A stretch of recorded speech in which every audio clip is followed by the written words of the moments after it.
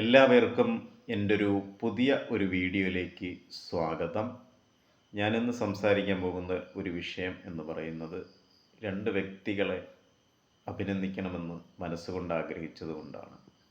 നമ്മുടെ രാജ്യസഭ MP ജോൺ ബ്രിട്ടാസ്, അദ്ദേഹത്തിൻ്റെ ഒരു പ്രസംഗം ജവഹർലാൽ നെഹ്റുവിനെ കുറിച്ച് അദ്ദേഹം ഇപ്പോഴത്തെ ഭരണപക്ഷത്തിന് പറഞ്ഞ് മനസ്സിലാക്കി കൊടുത്തത് വളരെ ഗംഭീരമായിരുന്നു. അദ്ദേഹം ജീവിച്ചിരുന്ന കാലഘട്ടത്തിൽ നമ്മളും, ബ്രിട്ടാസിൻ്റെ കാലഘട്ടത്തിൽ നമ്മളും ഉണ്ട് എന്നതിൽ അഭിമാനിക്കുന്നു.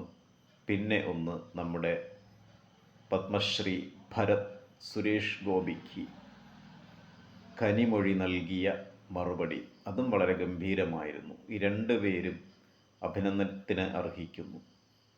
സുരേഷ് ഗോപിക്ക് ഇതിലും നല്ല വ്യക്തമായി ഒരു മറുപടി കൊടുക്കാൻ ആരും ഇല്ല എന്ന് തന്നെ പറയാം. കാരണം അവർ നമ്മുടെ തൊട്ട് അടുത്ത അയൽ സംസ്ഥാനത്തിലെ ഒരു MP ആണ്.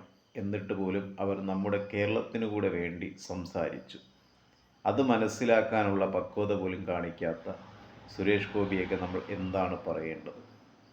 ആ ഒരു പ്രസംഗവും വളരെ ഗംഭീരമായിരുന്നു. ശ്രീ കനിമൊഴിയെയും എൻ്റെ ഒരു അഭിനന്ദനം ഞാൻ നിങ്ങളുമായി പങ്കുവയ്ക്കുന്നു. നമുക്ക് മറ്റൊരു വീഡിയോയിൽ കാണുന്നത് വരെ എല്ലാവർക്കും ശുഭരാത്രി.